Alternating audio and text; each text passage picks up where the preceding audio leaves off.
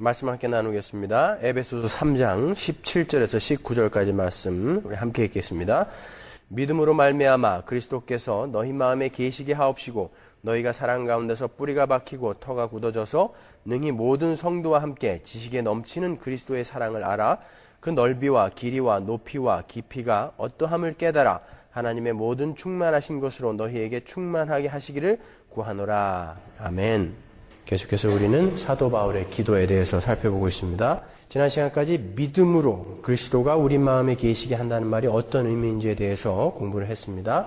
그리고 그렇게 믿음으로 그리스도를 확인하게 된 자들의 삶 속에서 반드시 나타나야 할 열매가 있는데 그것이 무엇이냐 하면 바로 사랑이다라는 것을 우리가 확인을 했습니다. 사랑은 감정으로만 정의되는 것도 아니고 또 일시적인 기분도 아닌 선택이며 의지의 발동이라는 것을 제가 말씀드렸습니다. 제가 예수 그리스도의 사랑과 비교해서 잘 설명을 해드렸죠. 우리에게 요구되는 사랑이 어떤 것인지. 그리고 그 사랑을 할 수 있는 사람은 먼저 자신을 사랑할 수 있는 사람이어야 한다고 했습니다. 자기를 사랑하듯이 이웃을 사랑하고 하나님을 사랑해야 하는데 자신을 사랑하는 법을 모르고는 절대 그 사랑을 할 수 없기 때문이죠. 그런데 자기를 사랑하기 위해서는 복음을 알아야 하고 복음을 알아야 자기가 누군지 알고 하나님이 누군지 알죠.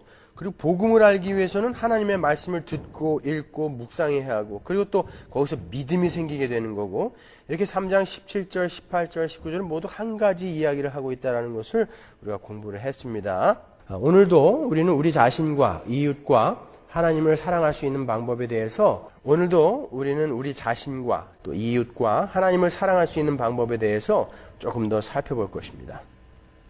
여러분 1977년에 퓰리처상을 수상한 알렉스 헤일리의 소설이 기억나십니까? 알렉스 헤일리, 쿤타 킨테, 뿌리죠. 뿌리, 쿤타 킨테.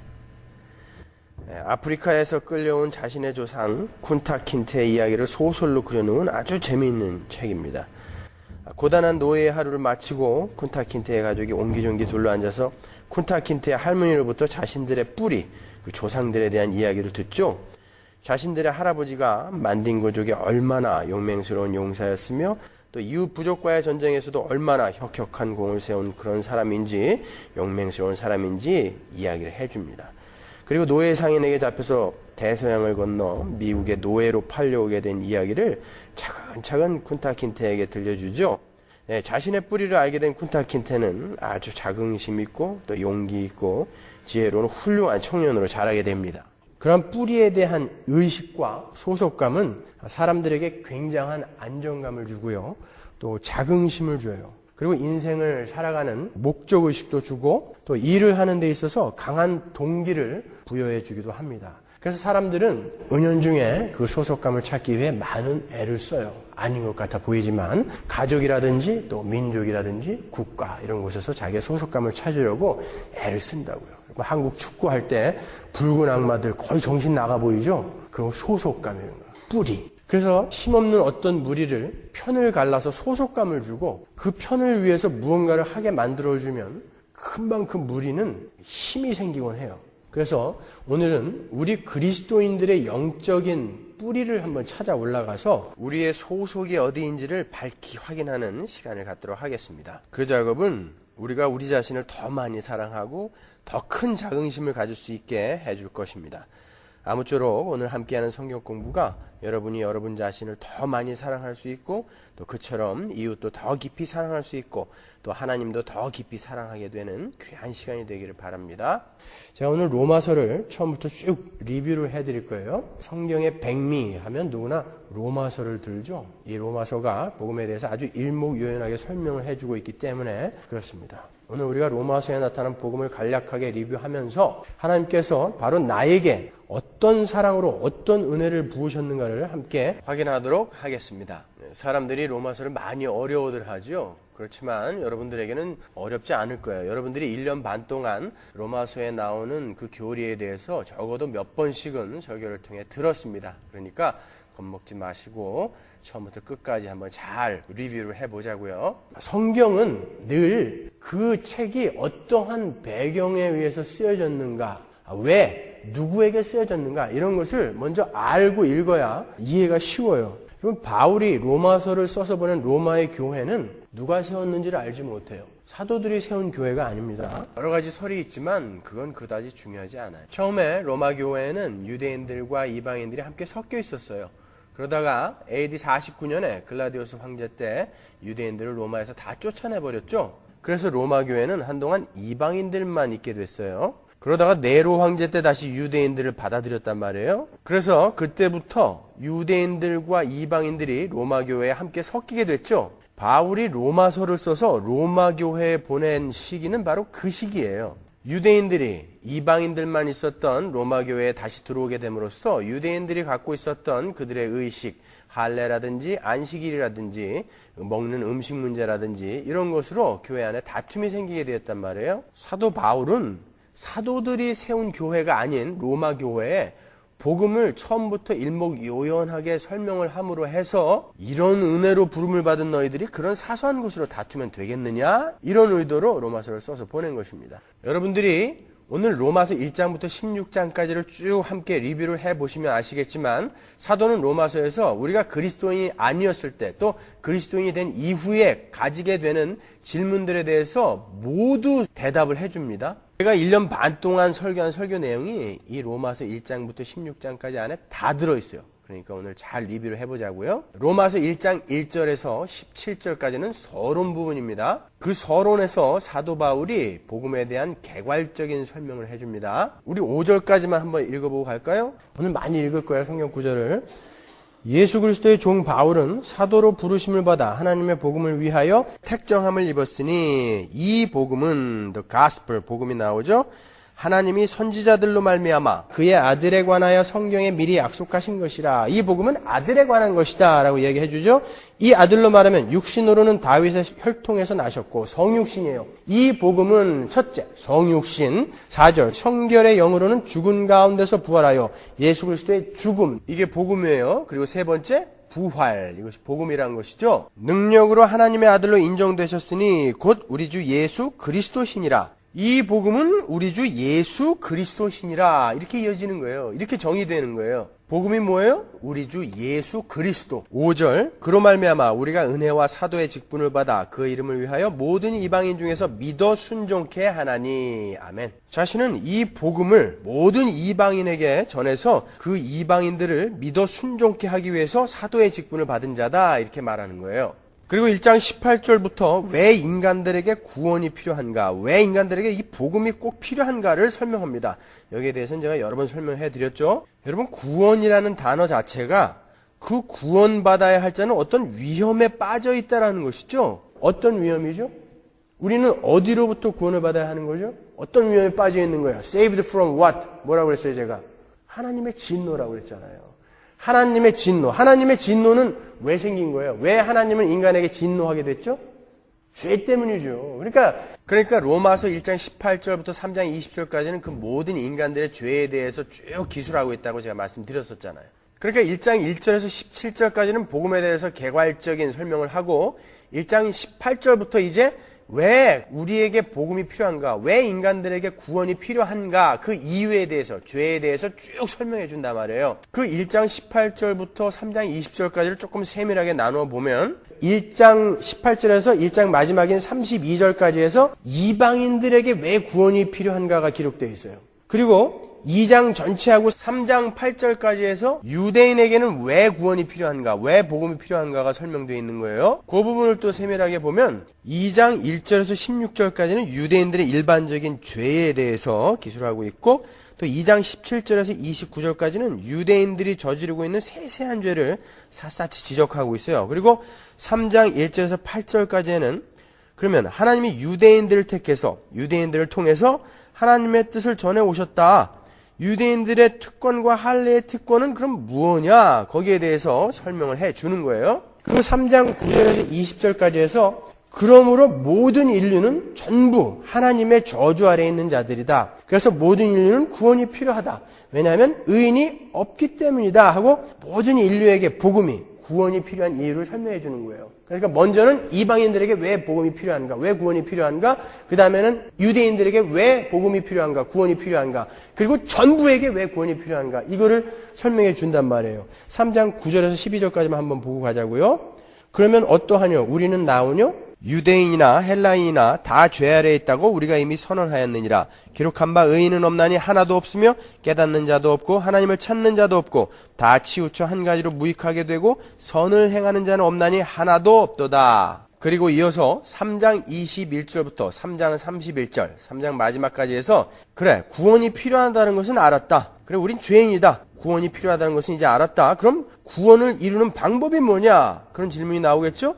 거기에 이신칭의로 바울이 대답을 해주죠. 모든 인간들은 반드시 믿음으로 구원을 받아야 한다 하면서 그 유명한 그러나 이제는 눈이 대의 구절이 나오는 거예요. 3장 21절 볼까요? 그러나 이제는 율법 외에 하나님의 한 의가 나타났으니 율법과 선지자들에게 증거를 받은 것이라. 그러므로 사람이 의롭다 하시면 얻는 것은 율법의 행위에 있지 않고 믿음으로 되는 줄 우리가 인정하노라. 하나님은 홀로 유대인의 하나님 뿐이시뇨 또 이방인의 하나님은 아니시뇨 진실로 이방인의 하나님도 되시느니라. 할례자도 믿음으로 말미암아 또는 무할례자도 믿음으로 말미암아 의롭다 하실 하나님은 한 분이시니라. 그렇죠?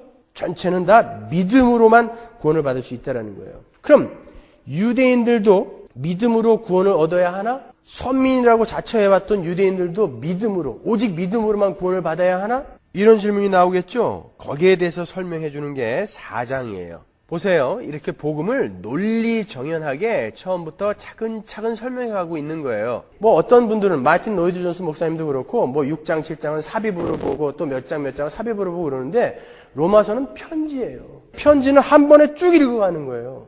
처음부터 끝까지 논리정연한 맥이 있다고요. 그러니까 삽입이다 뭐다 이런 거 따지지 마시고 그냥 논리를 따라 쭉 한번 쫓아가 보세요. 그러면 로마서는 쉽게 이해를 할 수 있습니다. 4장에서 아브라함을 예로 들어서 유대인들도 믿음으로 구원을 받는다는 것을 설명을 해줘요. 로마서 4장 9절 한번 볼까요? 표준 3번역으로 제가 적어놨어요. 그러면 이러한 복은 할례를 받은 사람에게만 내리는 것입니까? 그렇지 않으면 할례를 받지 않은 사람에게도 내리는 것입니까? 우리는 앞에서 하나님께서 아브라함의 믿음을 의로움으로 인정하여 주셨다고 하였습니다. 그러면 어떻게 아브라함이 그러한 인정을 받았습니까? 그가 할례를 받은 후에 그렇게 되었습니까? 그렇지 않으면 할례를 받기 전에 그렇게 되었습니까? 그것은 할례를 받은 후에 된 일이 아니라 할례를 받기 전에 된 일입니다. 그렇죠? 창세기 15장에서 그는 의롭다 인정을 받았어요. 근데 할례는 17장에서 명함을 받았단 말이에요. 아브라함이 할례라는 표를 받았는데 그것은 그가 할례를 받지 않은 동안에 이미 믿음으로 얻은 의로움을 확인하는 것이었습니다. 그래서 그는 할례를 받지 않고도 믿는 모든 사람의 조상이 되었으니 이것은 할례를 받지 않은 사람들도 의로움을 인정받게 하려고 하신 것입니다. 그는 또한 할례를 받은 사람의 조상이 되기도 하였습니다. 다시 말하면 할례만을 받은 것이 아니라 우리 조상 아브라함이 할례를 받기 전에 가졌던 믿음의 발자취를 따라가기까지 한 사람들의 조상이 되었습니다. 아브라함이나 그 자손에게 주신 하나님의 약속, 곧 그들이 세상을 물려받을 상속자가 되리라는 것은 율법으로 된 것이 아니라 믿음으로 얻은 의로 된 것입니다. 그가 의로움을 인정받았다 하는 말은 아브라함만을 위하여 기록된 것이 아니라 하나님께서 의롭게 여겨주실 우리, 곧 우리 주 예수를 죽은 사람들 가운데서 살리신 분을 믿는 우리까지도 위한 것입니다. 예수는 우리의 범죄 때문에 죽임을 당하시고 또한 우리를 의롭게 하시려고 살아나셨습니다. 이렇게 4장에서는 그러므로 모든 인류는 믿음으로만 구원을 얻는다에 관해서 설명을 해주는 거예요. 그리고 5장 1절에서 11절까지 해서는 그 구원의 결과에 대해서 진술해 주는 거예요. 그렇게 구원이 필요한 자들에게 믿음으로 말미암아 구원이 주어지게 되면 그들이 어떤 것을 누리게 되는가에 대해서 자세하게 5장 1절에서 11절까지 해서 설명해 줍니다. 그러므로 우리는 믿음으로 의롭게 하여 주심을 받았으니 우리 주 예수 그리스도로 말미암아 하나님과 더불어 평화를 누립니다. 어떻게 된다고요? 하나님과 더불어 평화를 누리게 되는 거예요. 구원을 받은 자들은. 우리는 또한 그리스도로 말미암아 지금 서 있는 이 은혜의 자리에 믿음으로 나왔고 하나님의 영광의 자리에 참여할 소망을 품고 자랑을 합니다. 그뿐만 아니라 우리는 환난 가운데서도 자랑을 합니다. 우리가 환난은 인내를 낳고 인내는 품격을 낳고 품격은 희망을 낳는 줄을 알고 있기 때문입니다.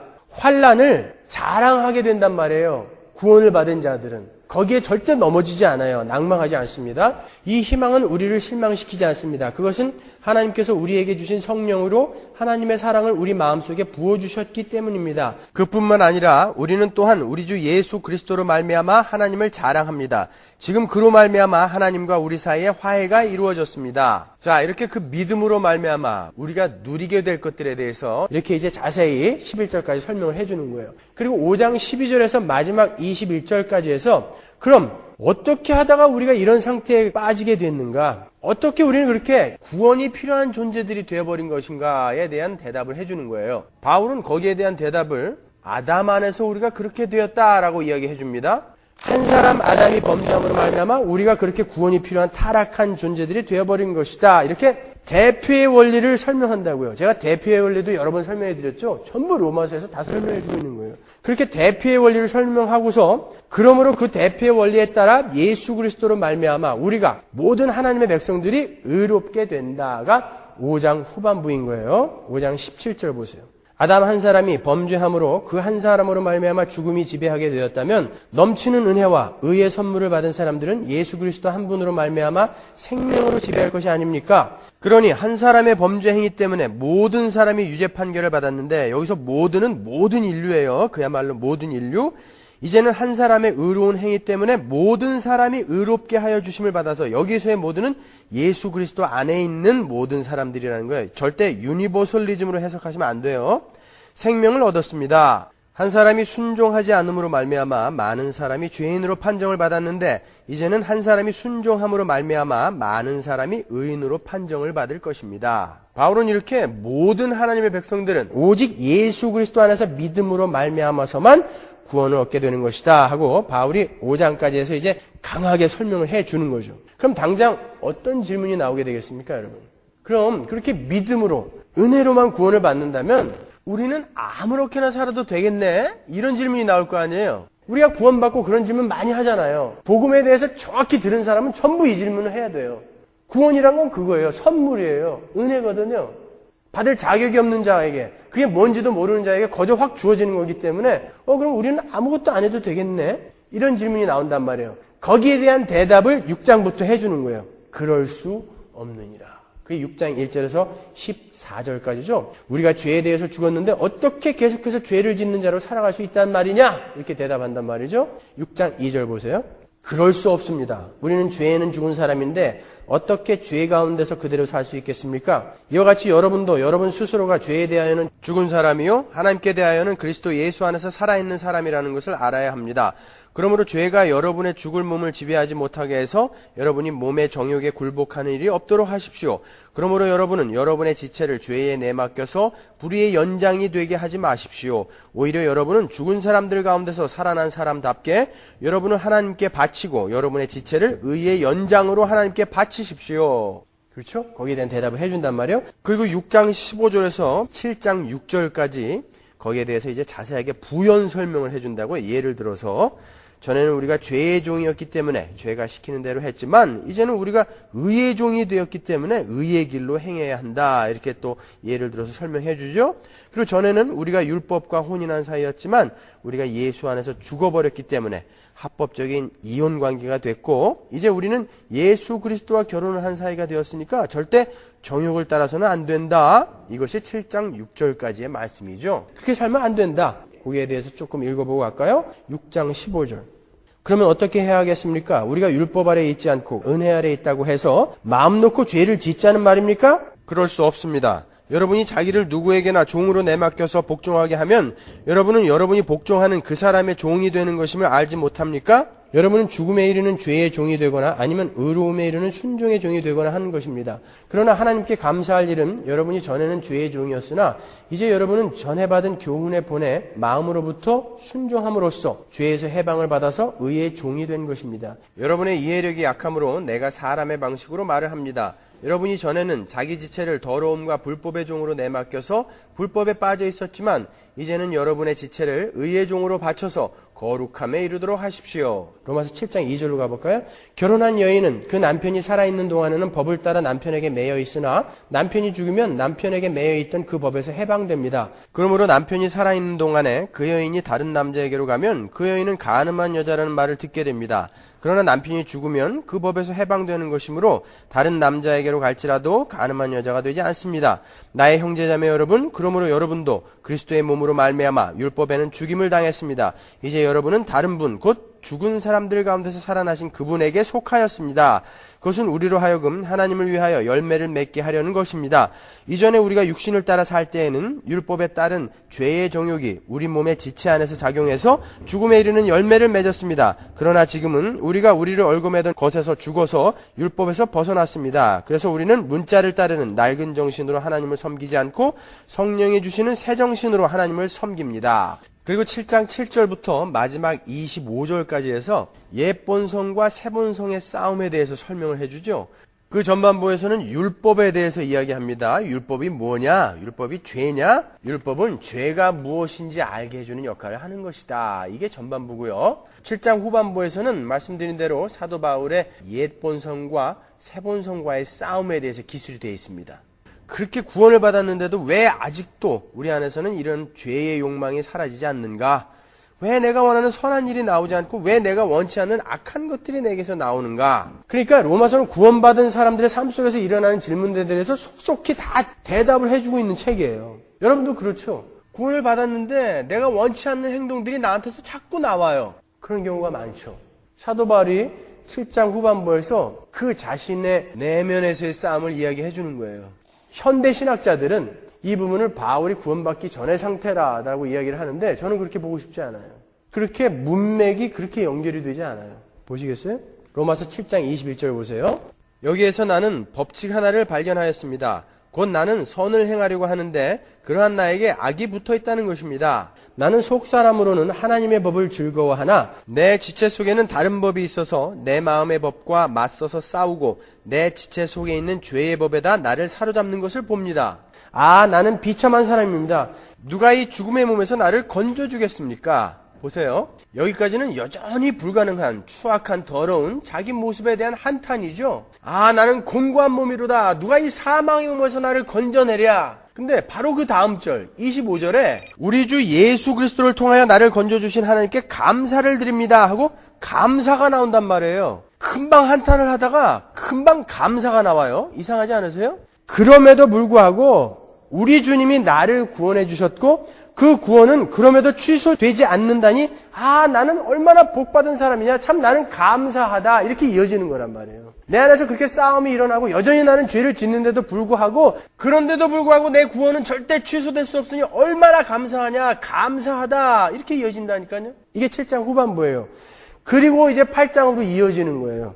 이 8장이 성경의 진수라고 하는 로마서 안에서의 진수예요.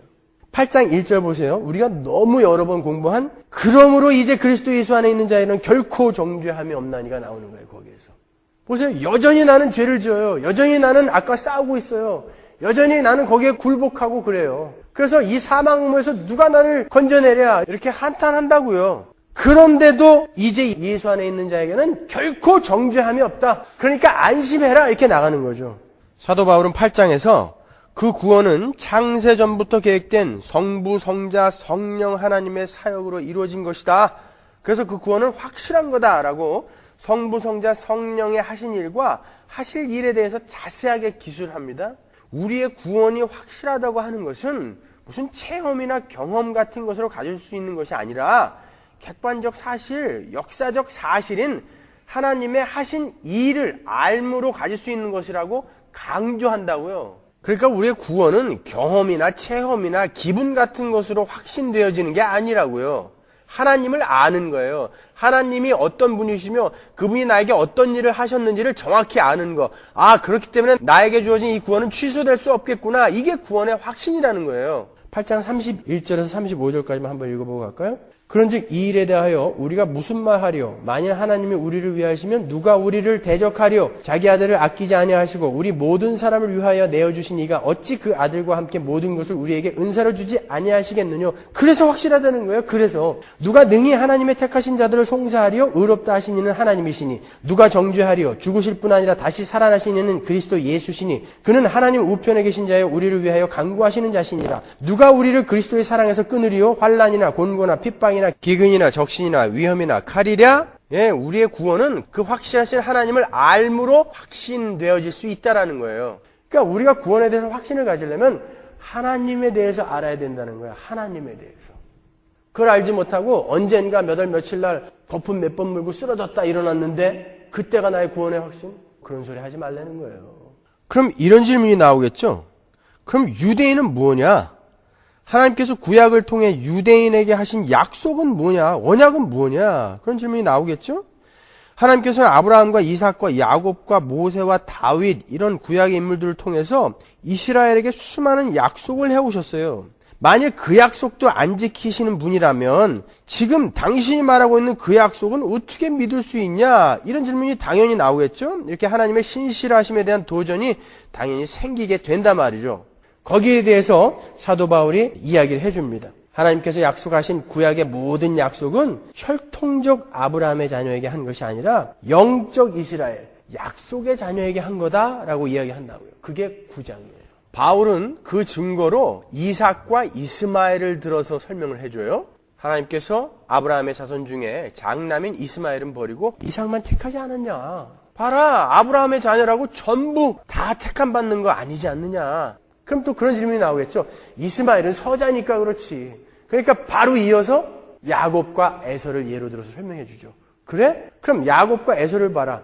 그들은 쌍둥이다. 뭐 적자니 서자니 이런 말할 계제가 없는 쌍둥이다. 근데 하나님이 뱃속에 있을 때 에서는 버리고 야곱을 택했다. 에서는 미워하고 야곱을 사랑했다라고 말씀하셨다. 이렇게 아브라함의 자녀라고 다 택함 받는 거 아니다. 하나님이 말씀하신 이스라엘은 아브라함의 자녀는 영적 이스라엘, 영적 아브라함의 자손을 이야기하는 것이다. 이렇게 이야기해 주죠. 그것을 우리가 신학적인 용어로 예정론이다. 이렇게 부르는 거죠. 로마서 9장 10절 이뿐 아니라 또한 리브가가 우리 조상 이삭 한 사람으로 말미암아 잉태하였는데 그 자식들이 아직 나지도 아니하고 무슨 선이나 악을 행하지 아니한 때에 택하심을 따라 되는 하나님의 뜻이 행위로 말미암지 않고 오직 부르시는 이에게로 말미암아 서게 하려 하사 리브가에게 이르시되 큰 자가 어린 자를 섬기리라 하셨나니 기록된 바 내가 야곱은 사랑하고 에서는 미워하였다 하심과 같으니라. 그런즉 우리가 무슨 말하리요? 하나님께 불의가 있느뇨? 그럴 수 없느니라. 모세에게 이르시되 내가 긍휼히 여길 자를 긍휼히 여기고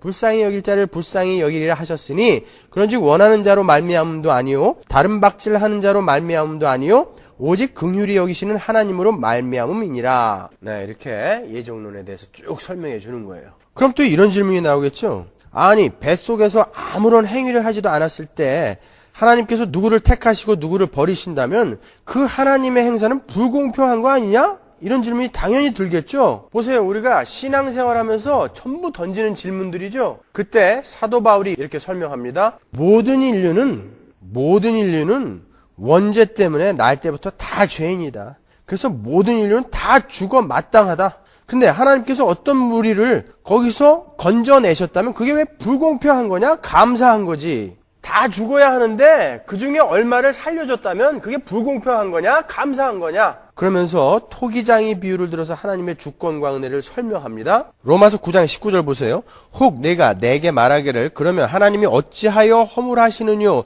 어떻게 하나님이 벌 줄 수 있겠느냐? 이런 말이에요. 누가 그 뜻을 대적하느뇨 하리니 이 사람아 내가 네 귀에 감히 하나님을 힐문하느뇨? 지음을 받은 물건이 지은 자에게 어찌 나를 이같이 만들었느냐 말하겠느뇨?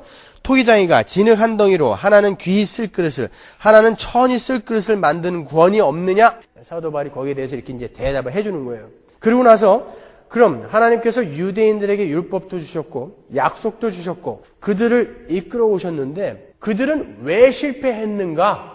이런 질문이 또 들 거 아니에요. 보세요. 얼마나 논리정연해요, 로마서가. 그들은 왜 실패했는가? 거기에 대한 대답이 9장 30절부터 10장 마지막까지예요.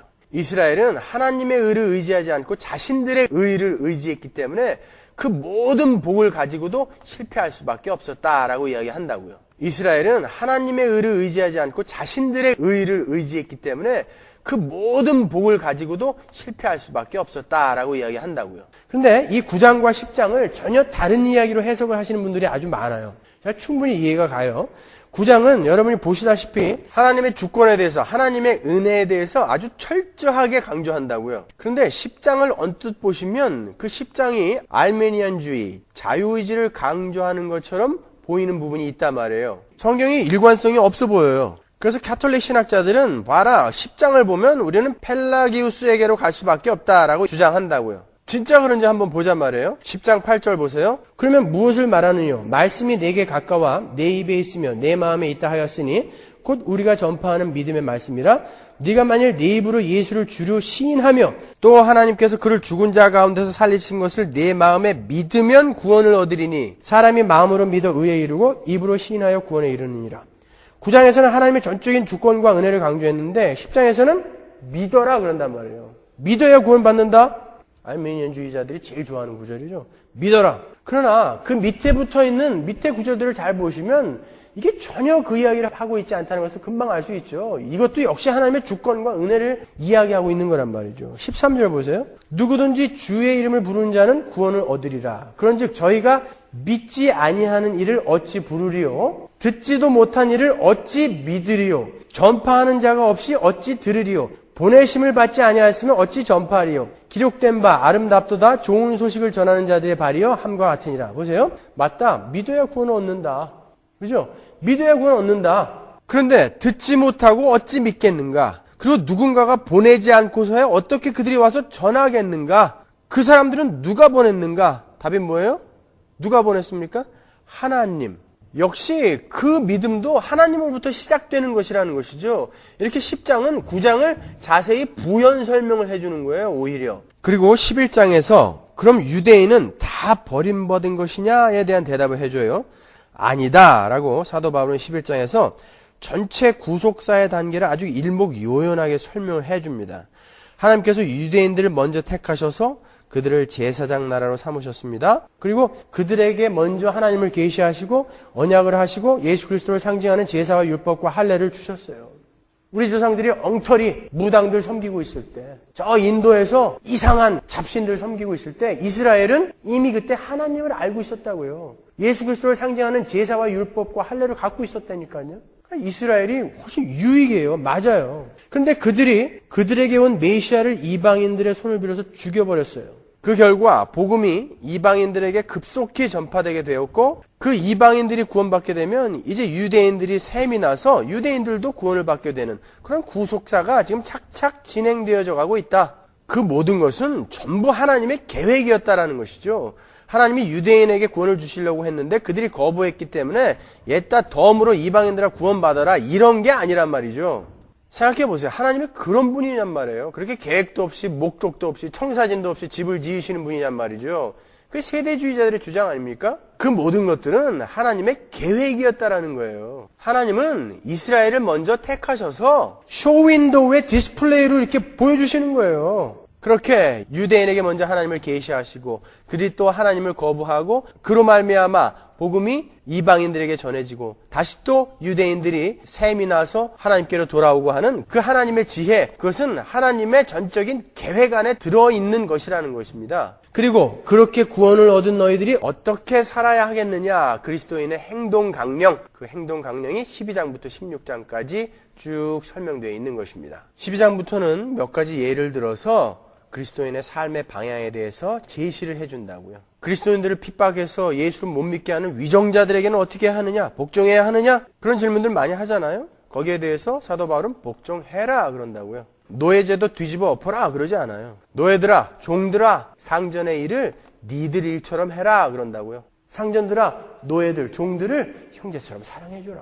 그러니까 각자의 자리에서 그리스도인으로서의 자기 삶을 열심히 살아내라 그런다고요. 그리고 국세를 바칠 자에게, 공세를 바칠 자에게 세금 꼬박꼬박 내라 그런다니까요. 아니 그 세금 받아서 그리스도인들을 핍박할 텐데 그래도 세금 내요? 네, 내라 그럽니다. 너희들은 하나님께서 맡겨주신 그 자리에서 그리스도인으로서의 삶을 열심히 살아내기만 하면 된다라는 거예요. 그게 이제 16장까지 이어지는 거죠. 그리고 이제 마지막에 가서 하나님의 영광이 얼마나 엄청난 것인지 찬양을 하고 끝나죠. 로마서 16장 25절 보세요. 나의 복음과 예수 그리스도를 전파함은 영세전부터 감추었다가 이제는 나타내신 바 되었으며 영원하신 하나님의 명을 조차 선지자들의 글로 말미암아 모든 민족으로 믿어 순종케 하시려고 알게 하신 바 그 비밀의 계시를 조차된 것이니 이 복음으로 너희를 능히 경고케 하실 지혜로우신 하나님께 예수 그리스도로 말미암아 영광이 세세 무궁토록 있을지어다. 아멘. 이게 로마서입니다. 이 로마서의 16장 중에서 유대인과 이방인의 그 구속의 원리에 대해서 잘 설명해 놓은 11장을 함께 읽으면서 이 복음이 얼마나 엄청난 하나님의 사랑이 기인한 것이며 그 구속사의 비밀은 얼마나 신비한 것인지 그 깊이와 넓이와 높이를 한번 우리가 맛보도록 하겠습니다. 그것이 바로 오늘 본문에 나오는 사도 바울의 기도의 내용이기도 하기 때문에 그래요. 사도 바울이 로마서 전체를 통해서 계속해서 구원은 오직 믿음으로 말미암아서만 주어지는 것이다라는 것을 강조한단 말이에요. 특히 9장부터 하나님의 약속과 율법과 예배와 언약을 갖고 있던 육적, 민족적 이스라엘이 하나님의 의가 아닌 자기의 의로 구원을 얻으려고 했기 때문에 행위에 의지했기 때문에 그들은 다 망했다 이렇게 이야기한단 말이에요. 그리고 하나님의 언약을 주신 이스라엘은 영적 이스라엘이었다라는 것을 천명한다고요. 그리고 10장으로 넘어와서 믿음은 그렇게 유대인이나 헬라인이나 차별 없이 하나님으로부터 주어지는 것이다 라는 것을 설명하고 그 10장을 이렇게 마쳐요. 로마서 10장 19절로 한번 가볼까요? 내가 다시 묻습니다. 이스라엘이 알지 못하였습니까? 이에 대하여 하나님께서 먼저 모세를 통하여 이렇게 말하였습니다. 나는 내 백성이 아닌 사람들로 너희의 질투심을 일으키고 미련한 백성들로 너희의 분노를 자아내겠다.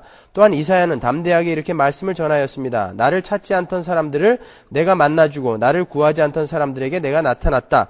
또한 이사야는 하나님께서 이스라엘을 보고 복종하지 않고 거역하는 백성에게 나는 온종일 내 손을 내밀었다 하신 말씀을 선포하였습니다. 밑에 표준이세 번역으로 보자고요. 하나님께서 그렇게 이스라엘에게 손을 내밀고 하나님을 나타내셨는데 하나님을 계시하셨는데 이스라엘이 거절했다라는 거예요. 그리고 나서 11장을 이렇게 시작해요. 이제부터 11장을 보는 거예요. 그러면 하나님은 이스라엘 사람을 다 버리신 것이냐? 이렇게 시작한다고요. 1절 한번 보세요. 그러므로 내가 말하노니 하나님이 자기 백성을 버리셨느뇨? 그럴 수 없느니라. 나도 이스라엘이뇨 아브라함의 씨에서 난 자요 베냐민 지파라. 세대주의자들은 하나님께서 메시아를 거부한 이스라엘을 버리시고 잠시 버리시고 덤으로 은혜의 시대를 허락하셔서 이방인들을 건져내신다고 주장한다고요. 그렇게 이방인들의 수가 차게 되면 나중에 7년 대환란을 전기로 해서 민족적 이스라엘을 다시 부르신다라는 그런 시나리오를 강력하게 주장하고 있어요. 그러나 이 로마서 11장 1절 한 절의 말씀이 세대주의자들의 그러한 주장을 일축해버릴 수 있는 구절이에요. 사도 바울이 이야기하지 않습니까? 유대인들이 다 버려진 거 아니다. 날 봐라. 내가 유대인이다. 그런데 내가 구원받았다. 그러는 거예요. 버려진 이스라엘 속에서도 하나님의 택하심을 받은 영적 이스라엘은 계속 구원을 받고 있다는 거예요. 실제로 초대교회 때 교인들의 대부분이 누구였습니까? 유대인이었죠. 여러분 그때부터 지금까지 유대인들이 구원받지 못한 시대가 있었습니까? 계속 구원받았어요. 신학교마다 유대인 교수가 없는 신학교가 없어요. 유대인 그리스도인들 많아요. 지금도 많아요. 계속 유대인들은 구원받고 있다고요. 사도행전 2장 38절 보세요. 베드로가 가로되 너희가 회개하여 각각 예수 그리스도의 이름으로 세례를 받고 죄사함을 얻으라. 그리하면 성령을 선물로 받으리니 이 약속은 너희와 너희 자녀와 모든 먼데 사람 곧 주 우리 하나님이 얼마든지 부르시는 자들에게 하신 것이라 하고 또 여러 말로 확증하며 권하여 가로되 너희가 이 패역한 세대에서 구원을 받으라 하니 그 말을 받는 사람들은 세례를 받음에 이날에 제자의 수가 3,000이나 더하더라. 이 3,000이 누구예요? 유대인이에요. 하나님을 찬미하며 또 온 백성에게 칭송을 받으니 주께서 구원받는 사람을 날마다 더하게 하시니라. 누구예요? 유대인이라고요. 그리고 사도 바울이 3번에 걸친 선교 여행을 마치고 예루살렘에 올라갔을 때 야고보가 바울에게 이렇게 이야기하죠. 사도행전 21장 18절 보세요.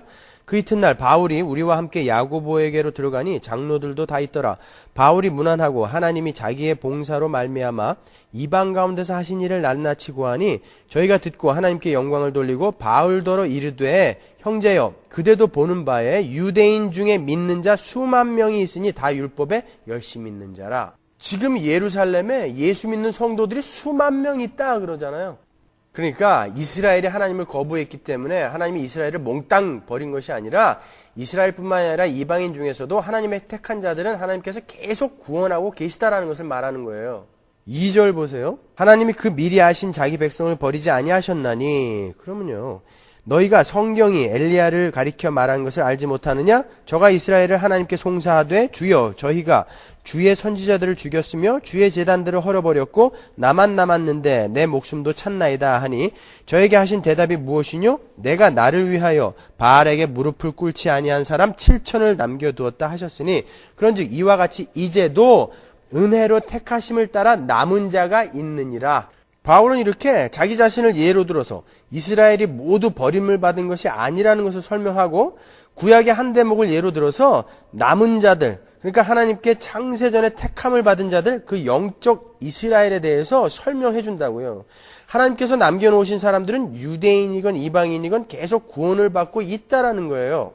그리고 이어서 그러면 그 남은 자들, 하나님의 택한 백성들 말고 택함을 받지 못하고 남겨진 자들, 그들은 어떻게 된 거냐? 이런 질문이 나오겠죠? 바울은 하나님께서 그렇게 만드셨다라고 7절부터 설명을 합니다. 7절부터 보시죠. 그런즉 어떠하뇨? 이스라엘이 구하는 그것을 얻지 못하고 오직 택하심을 입은 자가 얻었고 그 남은 자들은 완악하여졌느니라. 하나님의 택함을 받은 남은 자들은 헬라어로 레임마죠. 렘넌트. 7절에서도 남은 자가 나오죠. 지금 읽은 7절에서 여기서의 남은 자는 로이포이, the rest라는 뜻이에요. 택함을 받지 못하고 남겨진 자들. 개역성이 조금 헷갈리게 번역을 해놨죠. 기록된 바 하나님이 오늘날까지 저희에게 혼미한 심령과 보지 못할 눈과 듣지 못할 귀를 주셨다 함과 같으니라. 또 다윗이 가로되 저희 밥상이 올무와 덫과 거치는 것과 보응이 되게 하옵시고 저희 눈은 흐려 보지 못하고 저희 등은 항상 굽게 하옵소서 하였느니라. 여러분이 이 말씀을 잘 이해하셔야 합니다. 하나님께서 그들의 눈을 멀게 하시고 또 그들의 귀를 멀게 하셨다. 그리고 그들에게 혼미한 영을 주셨다. 이 말씀은 신명기 29장하고 이사야서 6장의 복합 인용 구절이죠. 한번 볼까요? 신명기 29장 2절. 모세가 온 이스라엘을 소집하고 그들에게 이르되 여호와께서 애굽 땅에서 너희 목전에 바로와 그 모든 신하와 그 온 땅에 행하신 모든 일을 너희가 보았나니 곧 그 큰 시험과 이적과 큰 기사를 네가 목도하였느니라. 그러나 깨닫는 마음과 보는 눈과 듣는 귀는 오늘날까지 여호와께서 너희에게 주지 아니하셨느니라. 이사야서 6장 9절 볼까요? 여호와께서 가라사대 가서 이 백성에게 이르기를 너희가 듣기는 들어도 깨닫지 못할 것이요 보기는 보아도 알지 못하리라 하여 이 백성의 마음으로 둔하게 하며 그 귀가 막히고 눈이 감기게 하라. 염려컨대 그들이 눈으로 보고 귀로 듣고 마음으로 깨닫고 다시 돌아와서 고침을 받을까 하노라. 이게 뭐예요? 하나님께서 마침 나쁜 일을 하고 계신 것처럼 느껴지죠? 이 말씀은 하나님께서 타락함으로 말미암아 귀가 멀고 눈이 멀고 혼미한 영에게 사로잡힌 자들을 그냥 놔두셨다라는 말씀이에요. 제가 전에도 한번 설명해 드렸죠. 타락한 죄인들은 하나님께서 은혜를 베풀지 않으시면 모두 그렇게 눈 멀고 귀 멀어 살다가 영원한 멸망으로 가게 되는 거예요.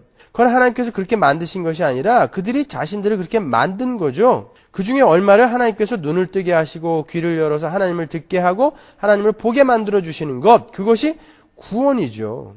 이렇게 이해하시면 좋을 거예요. 제가 존경하는 장로님께서 이런 이야기를 들어주셨어요. 어떤 아이가 밥을 잘 안 먹어요. 그래서 엄마가 쫓아다니면서 먹여야 돼요. 밥 먹어라, 밥 먹어라, 밥 먹어라 해야 돼요.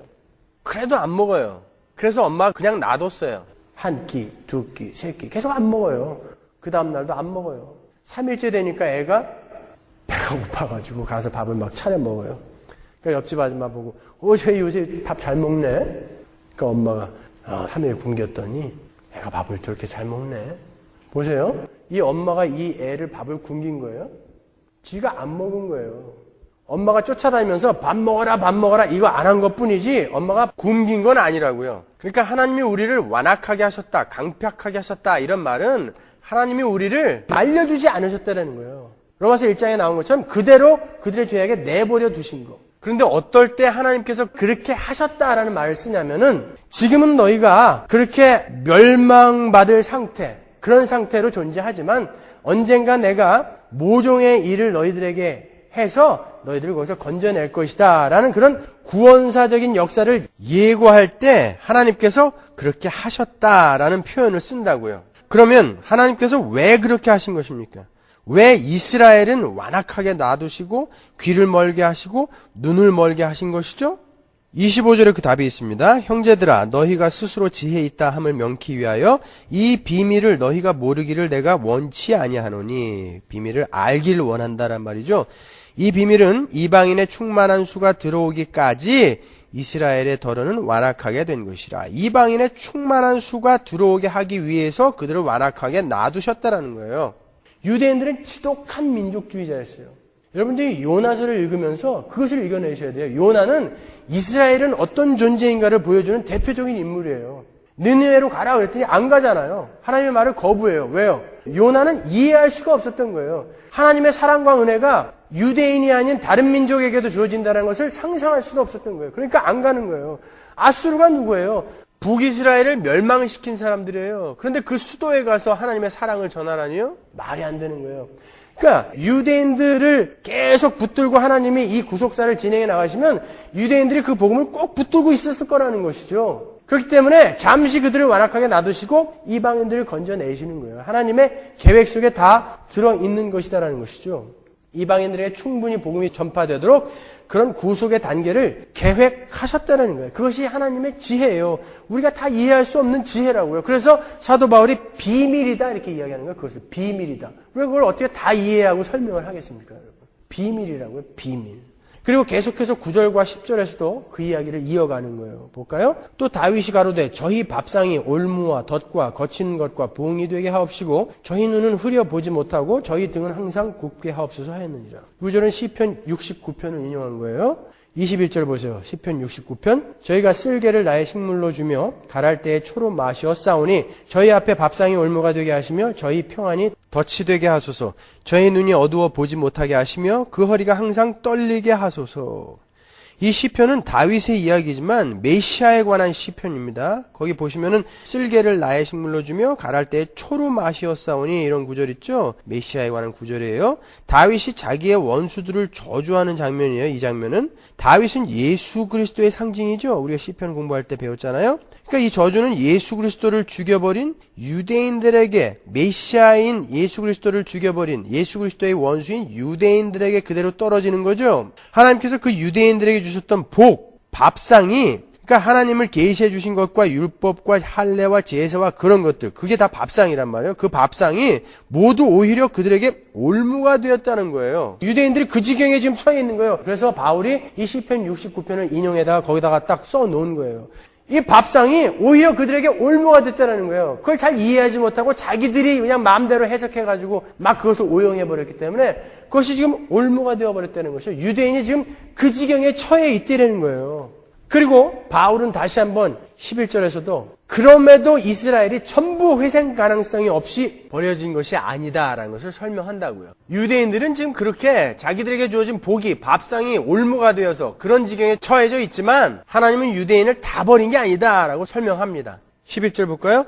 그러므로 내가 말하노니 저희가 넘어지기까지 실족하였느냐? 여기서 넘어지기까지라는 말, 이 핍토는 회생 불가능한 상태를 말하는 거예요. 넘어지기까지 실족하였느냐? 라는 것은 그들이 회생 불가능이냐? 하고 묻는 거예요. 대답이 뭐예요?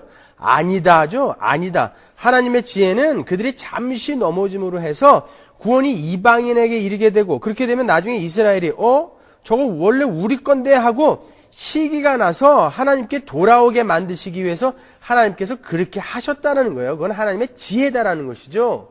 여기서 시기라는 것은 나쁜 게 아니에요. 하나님께서도 시기하신다, 질투하신다 이런 표현을 성경에서 많이 보시죠. 시기하는 하나님이다. 이 말은 원래 그 jealous, 헬라어는 영어로도 jealous죠.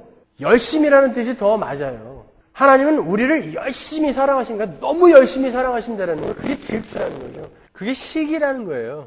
그러니까 우리가 우리 게 아닌 것을 막 갖고 싶어 하는 거, 이런 것은 나쁜 시기죠. 나쁜 질투죠. 그렇지만 원래 우리가 누려야 할 것, 우리 것인데 우리가 열심을 내지 못해서 우리가 누리지 못했던 것을 나중에 어떤 계기로 말미암아 우리가 거기에 열심을 내게 되는 거, 이거를 좋은 시기, 여기서 말하는 시기는 바로 그 시기예요.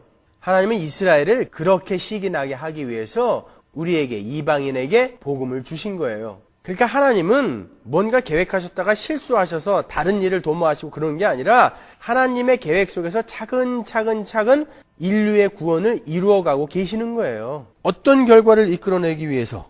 하박국 2장 14절 보세요. 대저 물이 바다를 덮음같이 여호와의 영광을 인정하는 것이 세상에 가득하리라. 세상 가득 이스라엘과 이방인을 모두 포함한 전 인류가 전부 여호와를 인정하는 그날을 위해서. 스가랴서 14장 20절 보세요. 그날에는 말방울에까지 여호와께 성결이라 기록될 것이라. 여호와의 전에 모든 솥이 제단 앞 주발과 다름이 없을 것이니 예루살렘과 유다의 모든 솥이 만군의 여호와의 성물이 될 것인즉 제사 드리는 자가 와서 이 솥을 취하여 그 가운데 고기를 삶으리라. 그날에는 만군의 여호와의 전에 가나안 사람이 다시 있지 아니하리라. 모든 것이 이방인과 이스라엘 구별 없이 모든 민족이 여호와를 인정하고 여호와의 것이 되는 그날을 위해서 이런 구속의 역사를 차근차근 진행해가고 계신 거라는 거죠. 하나님의 놀라운 지혜가 구속사에 나타나 있는 것입니다. 계속해서 16절을 보시면 제사하는 처음 익은 곡식가루가 거룩한 즉 떡동이도 그러하고 뿌리가 거룩한 즉 가지도 그러하니라. 지금은 그들이 그리스도를 거부하고 있지만 유대인들은 원래 아브라함과 이삭, 야곱 같은 족장들의 후손이기 때문에 언젠가는 하나님께 돌아오게 될 것이다 라는 것을 이렇게 설명해 주는 거예요. 그리고 계속해서 17절부터 24절에 젖부침에 관한 이야기가 나옵니다. 이 젖부침에 관한 내용은 제가 여러 번 설명해 드렸으니까 넘어가죠. 지금은 참감람나무인 이스라엘의 가지를 잘라내고 돌감람나무인 이방인들이 젖부침을 받은 단계인데 곧 참감람나무인 이스라엘이 다시 줄기에 붙게 될 날이 온다라는 것을 설명하고 있습니다. 예, 이스라엘이 참감람나무 맞아요. 그들이 먼저 하나님께 택함을 받았으니까. 그리고 이제 다시 그 참감람나무가 원래 줄기에 붙게 될 날이, 젖붙임을 받게 될 날이 온다라는 것입니다. 그리고 25절 보세요. 형제들아 너희가 스스로 지혜 있다 함을 면키 위하여 이 비밀을 너희가 모르기를 내가 원치 아니하노니. 알기를 원한다는 거죠. 이 비밀은 이방인의 충만한 수가 들어오기까지 이스라엘의 덫은 완악하게 된 것이라. 그리하여 온 이스라엘이 구원을 얻으리라. 기록된 바 구원자가 시온에서 오사 야곱에게서 경건치 않은 것을 돌이키시겠고. 지금 이스라엘이 하나님을 떠나서 완악하게 방치되어 있는 것은 이방인들을 돌아오게 하시려는 하나님의 배려라는 거예요. 하나님의 지혜의 소산이라는 거죠. 그리고 이제 이방인의 충만한 수가 들어오게 되면은 이제 온 이스라엘이 구원을 받게 된다라는 뜻이에요. 여기서 온 이스라엘이라는 표현이 세대주의자들의 주장을 입증해주는 구절처럼 보이기도 해요. 나중에 이스라엘 전체가 다 하나님께 돌아오게 된다라고 그렇게 세대주의적 해석을 할 수 있는 소지가 충분히 있기 때문에 그래요. 여기에 대한 해석은 크게 세 가지가 있습니다. 첫 번째가 지구상에 있는 모든 유대인 집단이라고 푸는 해석이에요. 그 온 이스라엘을. 그러나 이 해석은 구원의 대상이 사람의 혈통에 의해서 좌우된다는 결과가 되기 때문에 성경적으로 많은 지지를 받지 못하는 그런 견해예요. 두 번째 견해가 갈라디아서 6장 16절 말씀에 근거해서 온 이스라엘은 구원받은 온 교회를 말한다라는 견해입니다. 이 견해도 많이 지지를 받고 있어요. 그렇지만 9장부터의 이야기 전개 내용이라든지 11장의 문맥을 보면요. 여기 11장에서의 온 이스라엘에 이방인이 포함된다는 것이 아주 어색하다고요. 특히 11장 상반절에 보면은 이스라엘하고 남은 자를 이렇게 대조하는 여러 구절이 있지 않아요? 그런 구절들과 전혀 어우러지지 못한단 말이죠. 세 번째 견해가 온 이스라엘은 선택받은 유대인 전체라는 견해예요. 랜스키라든지 라버슨이라든지 존 머레이 또 후쿠마 같은 사람들이 이런 견해를 주장하고 있죠. 저도 이 견해를 지지합니다. 그렇게 보게 되면은 25절에 이방인의 충만한 수와도 잘 연결이 돼요. 이방인의 충만한 수가 차고 또 아울러 이스라엘의 충만한 수가 차게 된다는 그런 것이죠. 그 전체가 교회고요. 그러니까 이방인들의 충만한 수가 차게 되면 나중에 이제 이스라엘이 돌아올 때가 있는데 이스라엘의 충만한 수, 이스라엘 안에서의 택함을 받은 하나님의 교회들이 또 돌아오게 된다. 이렇게 연결을 하면은 별 무리가 없어요. 그렇게 유대인이건 이방인이건 간에 우리 인간들 전체는 모두 다 하나님 앞에 불순종하던 자들이었어요. 유대인들은 하나님이 보내신 메시아를 때려 죽인 자들이고 우리는 하나님도 알지 못했고 계속해서 그 죄 속에서 뒹굴던 자들이었어요. 둘 다 불순종하던 자들이었죠. 근데 사도 바울이 뭘 근거로 그렇게 구원을 확실하게 여기에서 피력하고 있냔 말이에요. 사도 바울이 11장에서 결론적으로 거기에 대해서 한마디로 대답을 해줍니다. 뭐라고 그래요? 긍휼이다 그래요. 긍휼. 제가 이 이야기를 하고 싶어서 여기까지 온 거예요. 긍휼. 하나님이 여러분을 구원하신 것은 여러분에게 어떤 조건이나 근거가 있어서가 아니라 하나님의 긍휼, 그 긍휼 때문에 여러분을 구원하신 거예요. 로마서 11장 30절 보세요. 너희가 전에 하나님께 순종치 아니하더니 이스라엘에 순종치 아니하므로 이제 긍휼을 입었는지라. 이와 같이 이 사람들이 순종치 아니하니 이는 너희에게 베푸시는 긍휼로 이제 저희도 긍휼을 얻게 하려 하심이니라. 하나님이 모든 사람을 순종치 아니하는 가운데 가두어 두심은 모든 사람에게 긍휼을 베풀려 하심이로다. 모든 사람을 순종치 아니하는 곳에 가두어 두셨다라는 것은 하나님께서 그 불순종, 그 죄에서 우리를 건져주시지 않으면 우리는 거기서 도저히 빠져나올 수 없다라는 의미에서 사도 바울이 자주 쓰는 단어죠. 그렇게 하나님께서 우리를 불순종에 가두어 두신 것, 죄에 가두어 두신 것은 모든 사람에게 하나님이 긍휼을 베풀려고 하나님이 계획하신 거라는 거예요. 계획하신 거. 예, 사도 바울은 이렇게 우리 구원의 근거를 긍휼로 들고 있어요. 하나님의 긍휼. 여러분, 이 긍휼이라는 것은요, 이 엘레오라는 것은 받을 자격이 없는 자들에게 주어진 하나님의 선물인 그 은혜가 죄인들에게 나타난 형태를 이야기하는 거예요. 죄인들에게. 은혜는 은혜인데 은혜 안에서도 특별히 죄로 인해 망가지고 더러워진 인간의 모습을 있는 그대로 받아주시고 품어주시고 사랑해주시는 것을 긍휼, 엘레오라고 하는 거예요. 그러니까 은혜의 부분집합 정도를 보시면 되는 거죠. 그 죄인들이, 그들이 당연히 받아야 할 멸망, 저주, 불이익 등을 아예 없애주시는 거예요. 그들의 죄를 아예 도말해버리시는 거. 그것을 긍휼이라고 하는 것입니다. 시편 51편 1절 보세요. 하나님이여 주의 인자를 조차 나를 긍휼히 여기시며 주의 많은 자비를 조차 내 죄과를 도말하소서. 다윗이 엄청난 죄를 지었어요. 밧세바를 범했어요. 우리아의 아내. 그리고 뭘 구해요? 하나님에게? 긍휼을 구한다고요. 죄인들에게 내려지는 은혜가 바로 긍휼이란 말이죠. 그 긍휼하심, 죄인들이었던 우리에게 쏟아져 내린 그 긍휼 때문에 우리가 구원을 받았어요. 그래서 우리는 이제 그 죄와는 아무 상관없는 자가 되었어요. 그렇기 때문에 여러분은 지금 구원을 받고 여러분이 좀 여러분의 마음에 안 들고 여전히 죄를 짓고 더럽게 산다고 할지라도 여러분은 여러분을 사랑하셔야 된다는 거예요. 하나님이 여러분을 그렇게 안 봐주시니까 제가 이 말을 하려고 여기까지 온 거예요. 우리는 하나님의 긍휼하심에 힘입어 구원을 받은 자들이라니까요. 시편 103편 8절 보세요. 이게 긍휼이에요. 여호와는 자비로우시며 은혜로우시며 노하기를 더디하시며 인자하심이 풍부하시도다. 항상 경책지 아니하시며 노를 영원히 품지 아니하시리로다. 우리의 죄를 따라 처치하지 아니하시며 우리의 죄악을 따라 갚지 아니하셨으니 이는 하늘이 땅에서 높음같이 그를 경외하는 자에게 그 인자하심이 크심이로다. 동이 서에서 먼 것 같이 우리 죄과를 우리에게서 멀리 옮기셨으며 아비가 자식을 불쌍히 여김같이 여호와께서 자기를 경외하는 자를 불쌍히 여기시나니 이는 저가 우리의 체질을 아시며 우리가 진토임을 기억하심이로다. 이게 하나님의 긍휼이에요.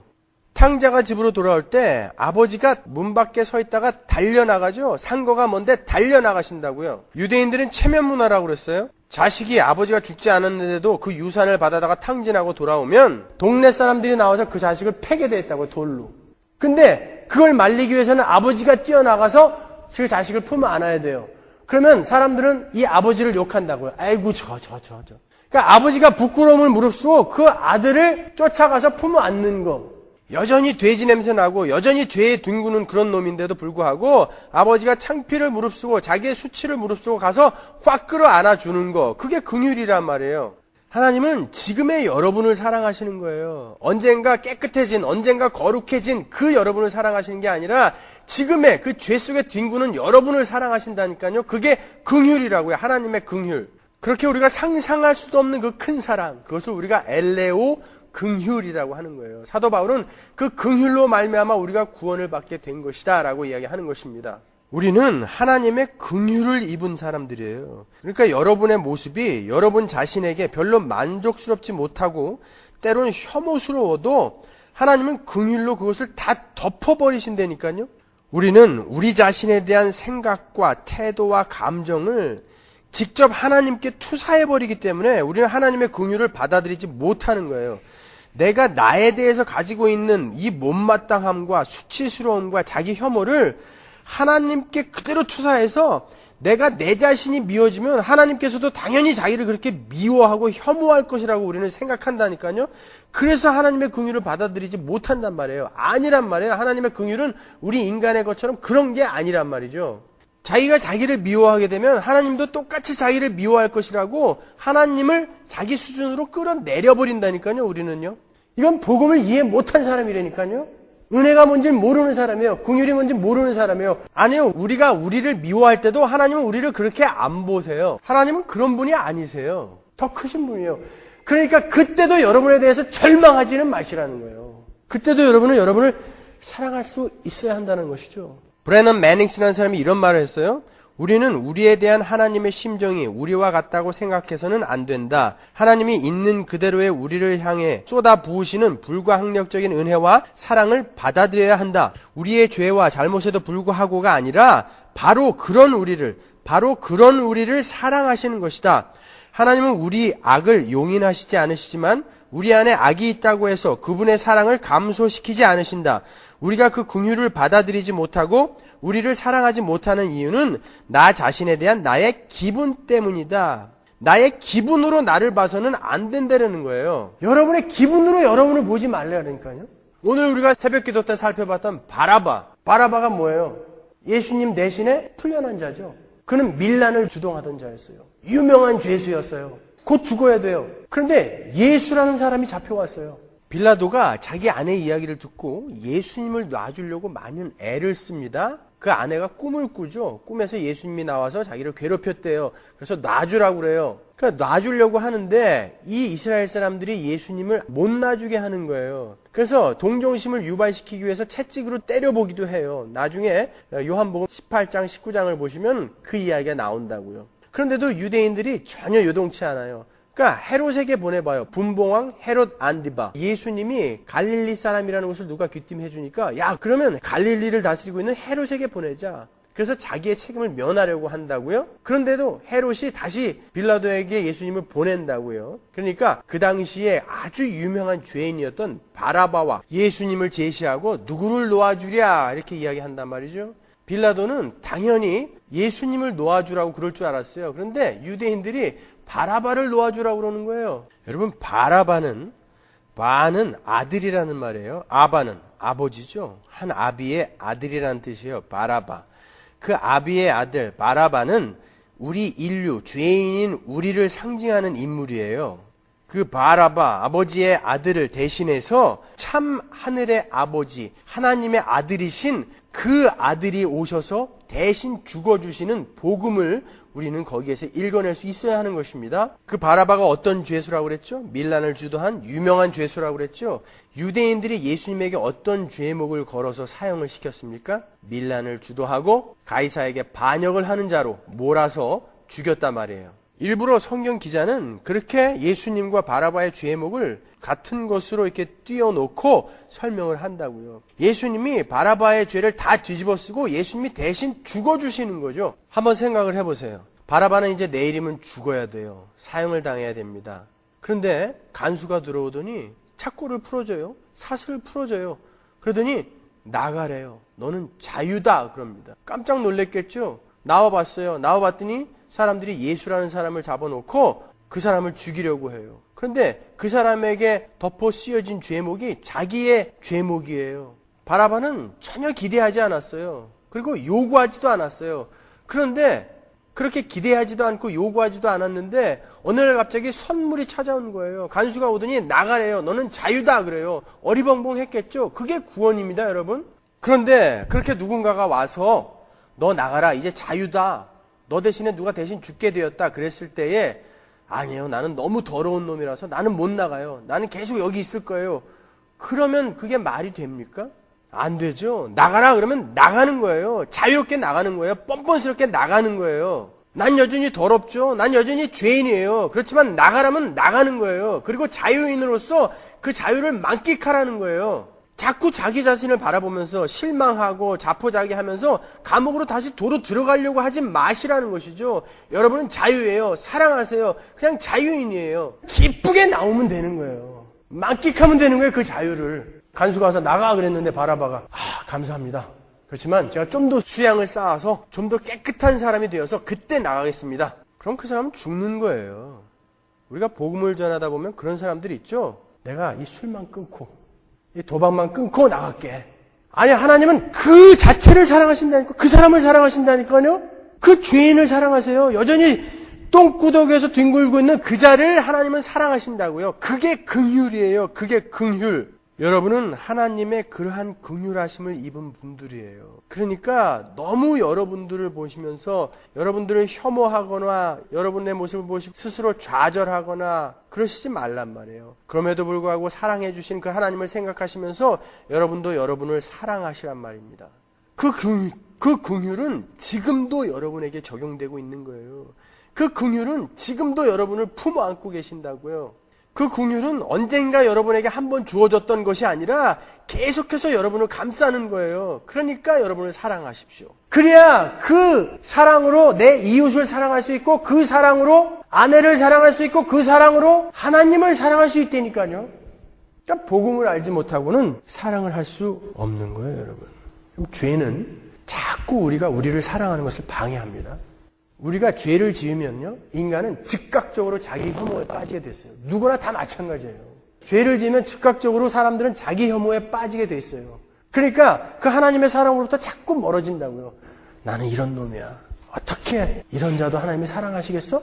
그러니까 죄가 자꾸 쌓이면 그 사람은 점점 멀어져요. 그리고 자기도 자꾸 스스로 자기를 혐오하게 된다고요. 그래서 여러분들에게 죄로부터 자꾸 멀어지라는 거예요, 제가요. 여러분 그거 안 됩니다라고 이야기하는 건 그거 안 하면 구원 못 받는다가 아니라 여러분을 위해서 그러는 거예요. 자기를 사랑할 수가 없어요. 죄는 자꾸 자기를 혐오하게 만들기 때문에. 그때 여러분은 일어나시는 거예요. 그래도 하나님은 나를 사랑하셔. 똑같이 사랑하셔. 이 자리에 있는 구원받지 못한 사람들에게는 오히려 이 말이 걸림돌이 될지도 몰라요. 아, 막 살아도 되겠네. 죄의식 같은 거 안 가져도 되겠네. 이렇게 생각할 수도 있어요. 하지만 전 지금 교회들에게 이야기하는 거예요. 그 말을 알아들을 수 있는 교회들에게 이야기하는 거예요. 여러분을 사랑하십시오. 여러분을 사랑하십시오. 그리고 여러분을 더 깊이 사랑하기 위해서, 이웃을 더 깊이 사랑하기 위해서, 우리 하나님을 더 깊이 사랑하기 위해서 죄로부터 자꾸 멀어지십시오. 그래야 더 여러분을 사랑할 수 있으니까요. 예, 그게 복음이에요. 간단하죠. 그게 로마서입니다, 여러분. 그게 성경 전체예요. 다른 이야기 없어요. 뭐가 어려워요, 이게? 뭐가 어려워요? 네, 그럼 오늘 본문을 다시 한번 읽어보고 확실히 이해가 가셨는지 확인하시고 마치도록 하겠습니다. 에베소서 3장 17절 믿음으로 말미암아 그리스도께서 너희 마음에 계시게 하옵시고 너희가 사랑 가운데서 뿌리가 박히고 터가 굳어져서 능히 모든 성도와 함께 지식에 넘치는 그리스도의 사랑을 알아 그 넓이와 길이와 높이와 깊이가 어떠함을 깨달아 하나님의 모든 충만하신 것으로 너희에게 충만하게 하시기를 구하노라. 아멘. 예, 그 그리스도의 사랑을 아셨습니까? 그 넓이와 길이와 높이와 깊이가 어떠한지를 깨달으셨나요? 예, 이게 저의 기도이기도 합니다, 여러분. 함께 기도하시겠습니다.